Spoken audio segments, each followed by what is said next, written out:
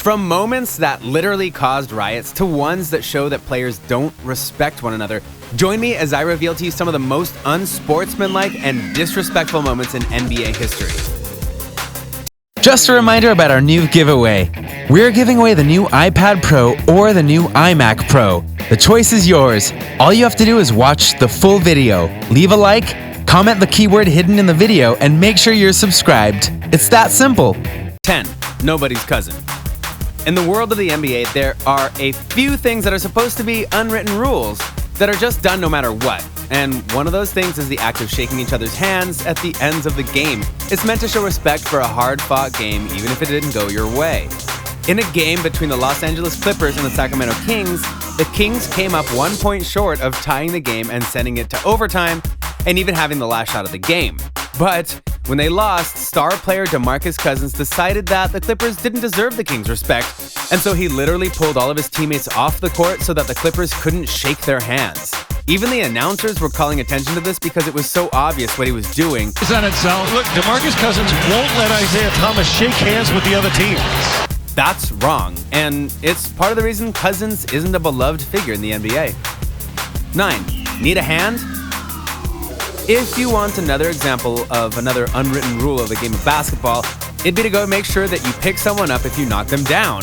For former NBA player Amare Stoudamire, he did a hard foul on a player, and as he loomed over him, he offered his hand, and then just as quickly, he retracted it and walked away. And then takes it away. I mean, what is up with that? The joke was partially on him because the player he knocked down grabbed his shorts and used them to pull himself up, but still, it doesn't change what he did, and the announcers again called him out on this bull. I'm sure some will try and defend what Amare did, but if you start a deed, you better finish it, you know? 8. The most Bush League thing I've ever seen. The Lakers are a team we're going to talk about a lot a little later on, but easily one of the biggest I can't believe what I just saw moments came when the Lakers were losing big I've ever seen in a game. That's disgusting. Amen to that. Amen to that. To the Dallas Mavericks in the Eastern Conference Finals. JJ Barea was going up for a basket with his team up 30 plus, and Lakers player Andrew Bynum went and just shoved him with the broadside of his elbow to send Barea careening to the ground. He hit hard, and the crowd, which was the Dallas home crowd to be clear, was livid at this. And to further show disrespect, Bynum didn't even check on JJ. He went right off the court, took off his jersey, and basically said he didn't care. The announcers were livid on this, and the sports world blasted Bynum for this act, and they had every right to. 7. Was that necessary?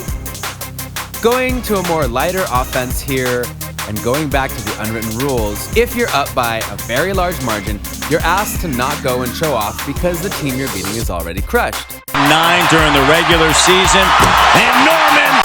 Well, when this Toronto team was up by many digits, one player decided to go and make a slam dunk like it was the dunk contest.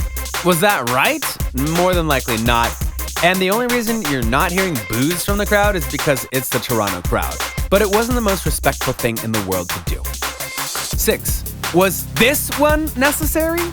Here's a twist on our last entry, because here we see the Philadelphia 76ers up on the LA Lakers, and in the closing moments they get a steal that seals the game, but instead of just waiting the clock out, the team goes and does another spectacular dunk. This road losing streak is going to come to an end. Evan Turner celebrating. So what's the difference between this one and the last one? Well, they were in Lakerland when this happened, so the crowd let them have it. But some might give the 76ers a pass because, as the announcer notes, they had quite the losing streak with the Lakers going on, and they finally broke it. So that dunk was technically a celebration of breaking that streak. Disrespectful, in a way. Understandable? Yeah. 5. Below the belt. The Golden State Warriors are easily one of the most recent dynasties of the NBA in the last decade. With Stephen Curry, Klay Thompson, Kevin Durant, Steve Kerr, and more on their side, they went to 5 straight NBA Finals and won 3 of them. It should have been 4. But for all the greatness on their team, they had a few rough apples, like Draymond Green. Green is known for being old school in his defensive talents, but he's also known for getting technical fouls, like this one where he gave a low blow to an Oklahoma City Thunder player. Watch the leg. Oh my God. The follow through on the foot. If it was unintentional, you could give him a pass. But you can see how Green moves his leg to make sure he hits between the fork, and that's no good. 4. Have a nice fall. Tripping in the NBA is another unwritten and written rule that players aren't supposed to do, but they do it more than you might think, and even legends get tripped up. In a game against the Denver Nuggets, the late Kobe Bryant found himself getting tripped, and no call was made on the play. Set, Jet. That's not an accident. That's I don't on know purpose. about that. That is on purpose. That's not an accident. Given the speed of the game, you could understand if it was unintentional, but slow motion replays showed that the player on the Nuggets had his eyes on Kobe and made sure he got tripped. Not cool. 3. The Lakers and the Celtics. These last few entries we're going to dive deep into NBA history, and what better place to start than the rivalry that helped make the NBA what it was, the Lakers and the Celtics. These teams were dominant in the early points of the NBA, but they didn't get the TV attention because at times it wasn't entertaining. But all that changed in the 80s with the arrival of Irvin, Magic Johnson, and Larry Bird. Magic was with the Lakers and Bird was with the Celtics. They met before in the NCAA Tournament Finals and helped make the sport even bigger there, and when they came to the NBA, it was on. Their rivalry throughout the 80s was important in bringing the NBA to the next level. Magic gets inside the basket, counts it a foul, and a great pass. Walker going to the hoop against Wilt.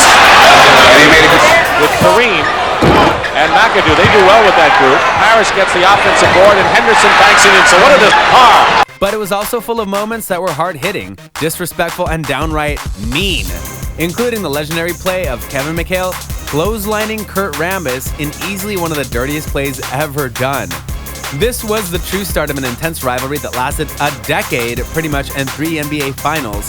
The Lakers won 2 out of 3, but the Celtics still hold the overall lead in their rivalry, and their clashes as future teams were just as intense. We think that's not going to change. 2. The Bad Boys and the Bulls. In the history of the NBA, there's an era that is revered above all others, the Jordan era. From the 80s to about 1998, Jordan was the most important player in the NBA. More than Magic, more than Bird, and everyone knew it. The only bad thing was that when he came into the league, the Bulls weren't that impressive, and it took them years to build up the team so that Jordan wouldn't have to do everything.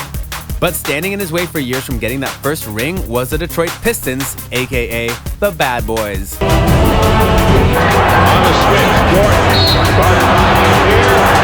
Easy layup. Why were they bad? Simple.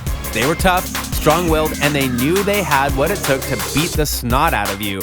And in the old school style of the NBA, fouls weren't called as frequently as they are today. Because of this, the Pistons imposed their wills on Michael Jordan and the Bulls every time they faced off, especially when it was in the playoffs.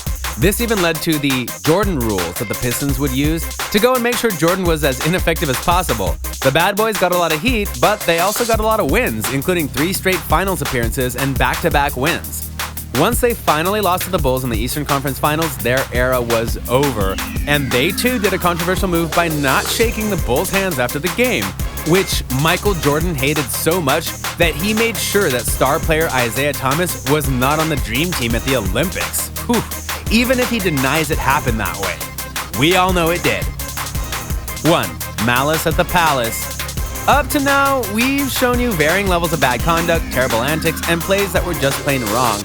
But most of that happened on the court itself. It never went to the next level. It never got anyone outside of the court involved. Trouble here in the Motor City. That's not good for Ben, man. Derek Coleman is up the bench. That's going to be a... That's all about to change with one of the most insane and cringeworthy moments in NBA history, the Malice at the Palace.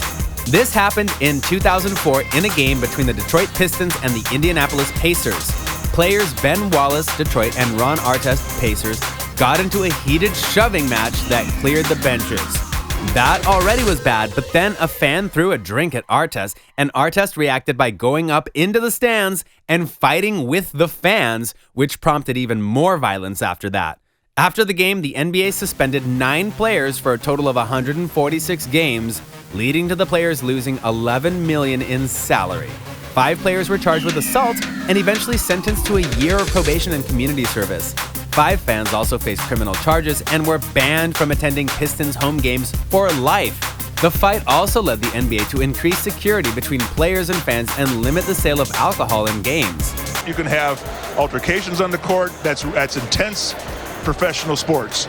You do not go into the stands after the fans. You cannot do it. That's like a whole season suspension at times. This is the kind of embarrassment that the NBA doesn't want, ever. This hurts the integrity of the game, proves they can't control their players or the fans. It's a bad look all around.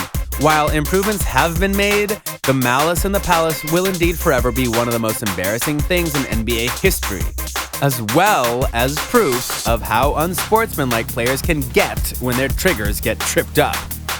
So what do you think? What do you think of these plays that prove how disrespectful or unsportsmanlike certain NBA players can be? Do you think that some of these plays are beyond the pale, or do you think that some should be cut some slack?